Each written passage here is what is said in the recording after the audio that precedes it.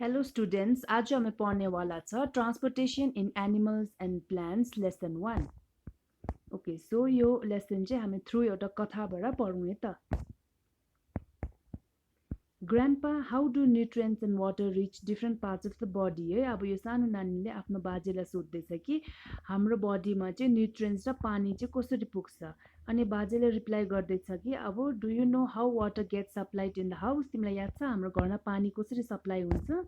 अनि नानीले भन्दैछ यस, थ्रु पाइपबाट आउँछ है। अनि बाजेले भन्दैछ अब जस्तै प्रकारले चाहिँ हाम्रो घरमा पानी पाइपबाट आउँछ त्यस्तै प्रकारले चाहिँ हाम्रो बडीमा पनि एउटा सिस्टम हुन्छ जसले चाहिँ न्युट्रिएन्ट्स, अक्सिजन र वाटरलाई चाहिँ डिफ्रेन्ट पार्ट्स अफ द बडीमा लिएर जान्छ है। So similar to pipes in the house a body has blood vessels है। जस्तै प्रकारले घरमा पानी पाइपबाट आउँछ त्यस्तै प्रकारले चाहिँ हाम्रो बडीमा पनि एउटा ब्लड भेसल्स हुन्छ जसले चाहिँ न्युट्रिएन्ट्स, अक्सिजन एन्ड वाटरलाई चाहिँ डिफ्रेन्ट पार्ट्स अफ द बडीमा लिएर जान्छ। अनि यता फोटोमा देखाएको transportation system in the house है। सो घरमा पानी आउनुको लागि डिफ्रेन्ट पाइप्सहरू जोडेको छ। त्यस्तै प्रकारले transportation system in the human body, जहाँनिर हाम्रोमा यता डिफ्रेन्ट पाइप्सहरू देखाएको छ ह्युमन बडीमा पनि, त्यहाँबाट चाहिँ सप्लाई हुन्छ न्युट्रिएन्ट्स एन्ड अक्सिजन्सहरू। Okay, so the pump in the house helps pump water through the pipes does it not है। सो बाजेले भन्दैछ कि पम्प, जुन चाहिँ हाम्रो पम्प हुन्छ त्यो पम्पले चाहिँ पानीलाई चाहिँ जान्नुको लागि हेल्प गर्छ, हो कि होइन है। So do you know which organ pumps blood to all parts of the body. तिमीलाई याद छ कुन चाहिँ अर्गनले चाहिँ हाम्रो बडीमा चाहिँ ब्लडलाई पम्प गर्छ भनेर सोध्दैछ है। सो नानीले भन्दैछ हार्ट हो, इज इट हार्ट है। सो बाजेले भन्दैछ correct Mansa, it is the heart है। सो हार्टले चाहिँ ब्लडलाई पम्प गरेर न्युट्रिएन्ट्स, अक्सिजन, वाटर लिएर चाहिँ डिफ्रेन्ट पार्ट्स अफ द बडीमा लिएर जान्छ है। अनि मानसाले सोधेछ कि तर ब्लड चाहिँ केले बनिएको है। Okay, so components of blood हामी जानु है त। सो ब्लडको चाहिँ डिफ्रेन्ट फङ्सन्सहरू हुन्छ अनि डिफ्रेन्ट कम्पोनेन्ट्सले चाहिँ त्यो डिफ्रेन्ट फङ्सनमा हेल्प गर्छ है। सो इन अ लेबोरेटरी, जब हामीले एउटा टेस्ट ट्युबमा ब्लड बाकोलाई मजाले सेक गर्दाखेरि, हाई स्पिडमा सेक गर्दाखेरि चाहिँ different components of the blood चाहिँ सेपरेट लेयर्समा देखिन्छ। जस्तै यता फोटोमा देखाएको छ plasma, white blood cells, red blood cells है। अब हामी यो स्टोरीबाट जानु है। Red blood cell whom we shall call Lali है। So I am red blood cell, do you know why I am red है। म चाहिँ रेड ब्लड सेल हो, तिमीलाई याद छ म चाहिँ किन रातो छु भन्दैछ हो। So I am red because of a pigment inside me call haemoglobin है। हेमोग्लोबिन भन्ने एउटा पिगमेन्ट छ मेरोमा, त्यो पिगमेन्ट हेमोग्लोबिनले गर्दाखेरि चाहिँ म चाहिँ रेड कलर छु है। So without haemoglobin the cell cannot get oxygen or remove carbon dioxide है। हेमोग्लोबिन बिना चाहिँ सेलले चाहिँ निदर अक्सिजन पाउँछ नर कार्बन डाइअक्साइडलाई फ्याँक्नु सक्छ है। सो ड्युरिङ रेस्पिरेसन है, सास फेर्दाखेरि चाहिँ हेमोग्लोबिनले चाहिँ binds with oxygen and transport it to the cells in the body, then collects carbon dioxide from the cells and brings it back to the lungs है। I have friends who help me meet my friends Safi and Teli है। सो साफी भनेको चाहिँ red blood sale हो जसको नाम nickname दिएको छ यता। वाइट ब्लड सेललाई चाहिँ साफी दिएको छ निकनेम। अनि वाइट ब्लड सेलको चाहिँ काम हो कि to fight with germs in the body है। जस्तै इक्जाम्पल लोग्यो भने चाहिँ हामीलाई जब ज्वरो आइरहेको बेलामा चाहिँ यो वाइट ब्लड सेलले चाहिँ फाइट गर्छ कि सो द्याट हामीलाई चाहिँ ज्वरो नहोस् अनि त्यो जर्म्सहरूलाई चाहिँ हटाउनुमा ट्राई गर्छ।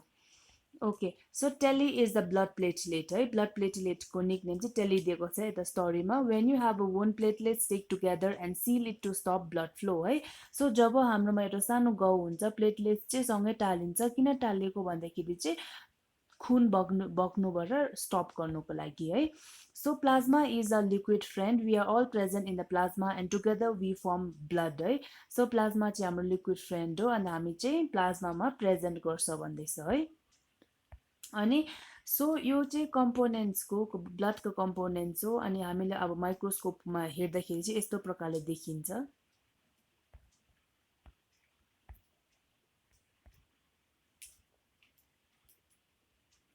Okay, draw the following, name the blood components and its functions है। अहिले हामीले ब्लड कम्पोनेन्ट्स पढिहालेको छ। So can you name what are they. यता फर्स्ट, सेकेन्ड, थर्ड, फोर्थ के होला यिनीहरू। Okay, so here is the answer. फर्स्टको red blood cells, white blood cells, blood platelets अनि प्लाज्मा है। अब ब्लड वेसल्सको बारेमा पढौँ है त। सो जब हामीले आफ्नो एल्बो, रिस्ट र ब्याक अफ द पाममा हेर्दाखेरि एउटा ब्लू ग्रिन कलरको लाइन देखिन्छ है, त्यो लाइनलाई के भन्छ होला। ओके, सो यो लाइनहरूलाई चाहिँ वेन्स भनिन्छ।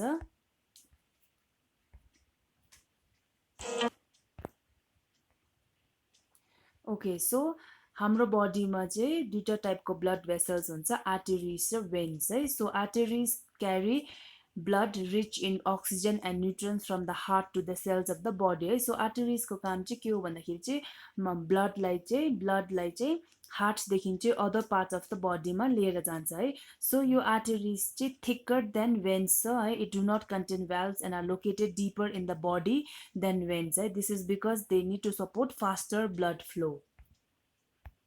Veins collect waste products including blood rich in carbon dioxide and bring it to the organs in the excretory system for the removal of waste product.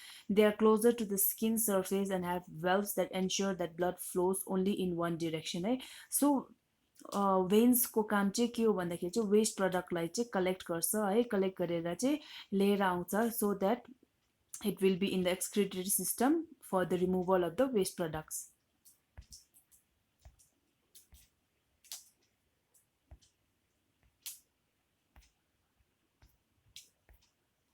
Okay, pulse. Okay, so जब हामीहरू डक्टरकोमा जान्छ है त्यतिखेर चाहिँ doctor या नर्सले चाहिँ रिस्टलाई छामिन्छ। त्यो चाहिँ किन छामेको जस्तो लाग्छ? ओके, सो डक्टर र नर्सले चाहिँ हाम्रो रिस्टलाई किन छामेको भन्दाखेरि चाहिँ पल्सलाई मेजर गर्नुको लागि छामेको है। अनि पल्स भनेको चाहिँ regular throbbing of the arteries हो है। It can be felt in many places on the body including wrist and this side of the neck है। Pulse rate, the number of pulse beats per minute is called the pulse rate है। Pulse rate भनेको चाहिँ एक मिनटमा कतिवटा pulse beet हुन्छ त्यसलाई चाहिँ पल्स रेट भनिन्छ। अनि the pulse rate depends on how much blood is needed by the body है। पल्स रेट चाहिँ केमा डिपेन्ड गर्छ भने चाहिँ बडीले चाहिँ कति ब्लड चाहिन्छ भनेर है। So it shows how hard the circulatory system is working to supply blood to the entire body है। So normal pulse rate can range from 70 to 80 pulses per minute है। नर्मल पल्स रेट चाहिँ एक मिनटमा चाहिँ 70 to 80 times हुन्छ है। And it is generally higher in चिल्ड्रेनहरूमा चाहिँ अलिक ज्यादा हुन्छ अडल्टहरू भन्दाखेरि है। अनि न्युली बोर्न बेबिजहरूकोमा पनि 140 हुनसक्छ। And elderly people may have a pulse rate between 50 to 65। Okay, that's it.